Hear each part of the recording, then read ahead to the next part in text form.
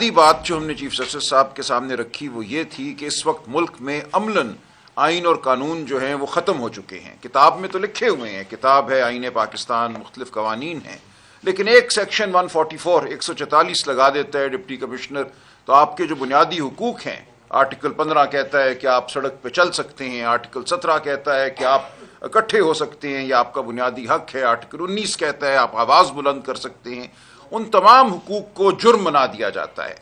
تو اس وقت یہ صورتحال ہے کہ عدلیہ اگر یہ سب کچھ ہونے دیتی ہے تو وہ اس میں شریک بن جاتی ہے. تو ہم نے بڑے واشگاف الفاظ میں کہا کہ ملک میں اس وقت عملاً آئین اور قانون نہیں ہیں، اور یہ عدلیہ پہ اب ذمہ داری آتی ہے کہ وہ ایسے احکامات جاری کرے کہ آئین اور قانون کی بالادستی ہو. یہ نہ ہو کہ ایک شخص جو بات کرتا ہے اس کے اوپر 100 مقدمے بن جائیں ملک کے ہر گوشے میں، کہ وہ تمام عمر ایک عدالت سے دوسری عدالت بھاگے، کہیں سے اس کو ریلیف ملے، بیل مل جائے تو 4 اور مقدموں میں اس کو گرفتار کر لیا جائے. اس وقت پورے نظام عدل کو ایک اعلیٰ جرم بنا دیا گیا ہے.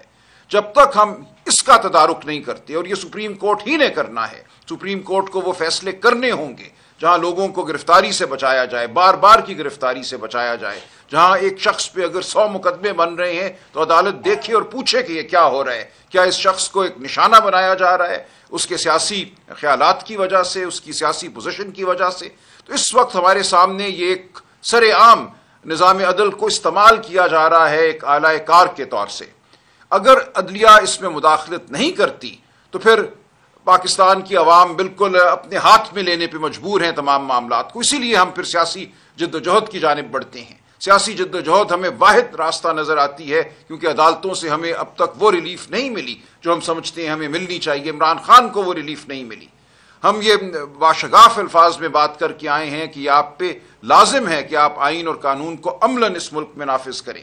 اگر یہ نہیں ہوتا تو پھر پاکستان کس طرف جاتا ہے. عمر ایوب صاحب نے بتایا آپ کو معیشت کی کیا صورتحال ہے، ہمارے سامنے ہے کہ لوگوں پہ ظلم کیسے ٹوٹ رہے ہیں. ایک شخص غائب ہو جاتا ہے، اغواکاری کی بنیاد پہ قانون سازی بھی ہو رہی ہے. 26ویں آئینی ترمیم جس طریقے سے ہوئی، یہ بھی ہم نے کہا کہ ہمیں 26ویں آئینی ترمیم کے متن پہ بھی اعتراض ہے، اور جس طریقے سے یہ کی گئی، جس طرح لوگوں کو، پارلیمنٹیرینز کو اغوا کیا گیا، وہ ہم سب کے سامنے ہے.